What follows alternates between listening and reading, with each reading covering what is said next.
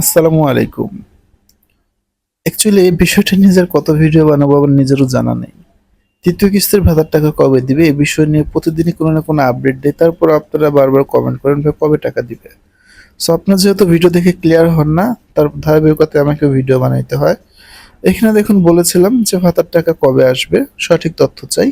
৩য় কিস্তি ভাতার টাকার সম্পূর্ণ আপডেট নিয়ে আপনারা দেখছেন টেক অ্যান্ড টাচ। ইনশাআল্লাহ আজকের ভিডিওটিতে আপনারা সকলে একদম ক্লিয়ার হয়ে যাবেন যে কবে নাগাদ পেরোল শেষ হচ্ছে, কবে নাগাদ ফোনে টাকা ঢুকতে পারে।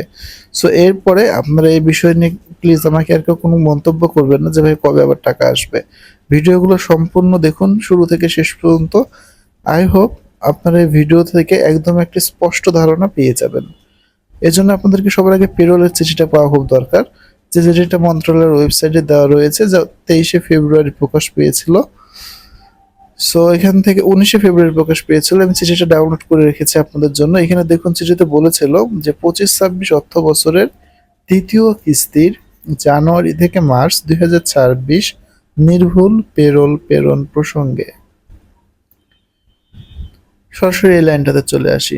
দেখুন, বর্ণিত অবস্থায় তার আওতাধীন উপজেলা শহর সমাজসেবা কার্যালয় কর্তৃক উপকারভোগের নিজস্ব এমএফএস এজেন্ট ব্যাংকিং এর হিসাব অনুকূলে ৩ই মার্চ 2026-এর মধ্যে 25-26 অর্থ বছরের ৩য় কিস্তির জানুয়ারি থেকে মার্চ নির্ভুল পেরোল কেবলমাত্র যাচাইকৃত প্রয়োজনীয় ব্যবস্থা গ্রহণের জন্য অনুরোধ করা হলো।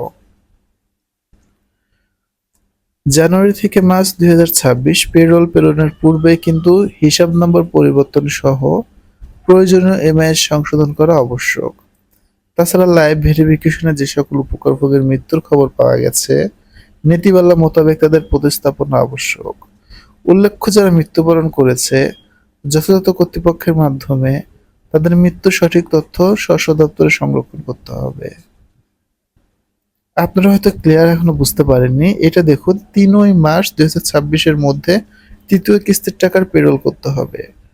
আজকে যেহেতু 1 মার্চ, আগামী 2 দিনের মধ্যে সকল উপজেলা থেকে সুনির্দিষ্টভাবে পেরোল পাঠিয়ে দিবে। সো পেরোল পাঠাবে এবং টাকা পাবেন।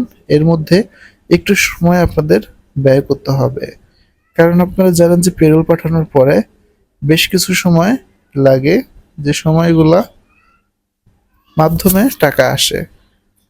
কি মাধ্যম? আপনারা জানেন যেখানে প্রতিবন্ধী সেকশন রয়েছে, যদি এখানে চাপ দেই তাহলে সম্পূর্ণ কার্যক্রম নিয়ে তারা সুন্দর করে বলে দিয়েছে যে পেরোল হওয়ার পরে কি হয়। পেরোল হওয়ার পরে যে বিষয়গুলো ফলো করে ফোনে টাকা আসে দেখুন, তার মধ্যে অন্যতম উপজেলা সমাজসেবা কার্যালয় থেকে পেরোল পাঠায়। এরপর সমাজসেবা অধিদপ্তর কর্তৃক অনুমোদন করে অর্থ বিভাগ আইবাসে দেয়। যাচাই বাছাই তথ্য অর্থ বিভাগ হতে সমাজসেবা ডিডিও বরাবর যায়।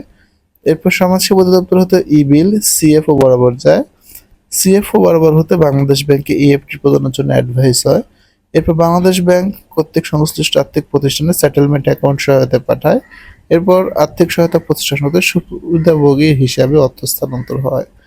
এই যে 7টা স্টেপ পার হওয়ার পরে কিন্তু আপনার ফোনে টাকা আসে। সো পেরোল 3 তারিখে হবে, একটু 10 থেকে 12 দিন সময় লাগতে পারে, তার মধ্যেই আপনার ফোনে টাকা পেয়ে যাবেন। সো আর আমাকে এই বিষয়ে নিয়ে কিছু জিজ্ঞেস করেন না, কারণ ইতিমধ্যে অনেক ভিডিও বানিয়ে ফেলেছি।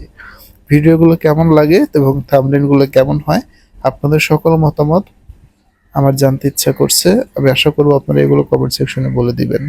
দেখা হবে পরবর্তী ভিডিওতে। ফ্যামিলি কার্ডের বিষয়ে যদি কারো কোনো কিছু জানার থাকে বলবেন। আর গর্ভকালীন ভাতার পেরোল হয়তোবা দিয়ে দিয়েছে, একটা পোস্টে দেখলাম। সো যদি দিয়ে দেয় সেটা ঈদের আগে পেয়ে যাবেন 2 কিস্তির টাকা। ধন্যবাদ সবাইকে এত সময় ধরে ভিডিও দেখার জন্য।